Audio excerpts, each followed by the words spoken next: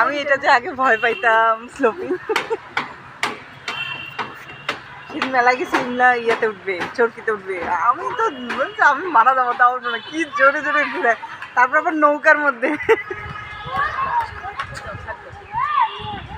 আমি এখনো যাইনি, ভাগ্নে গেছে। আমার যে ভাস্তিগুলো আসছিল ওদেরকে নিয়ে গেছি।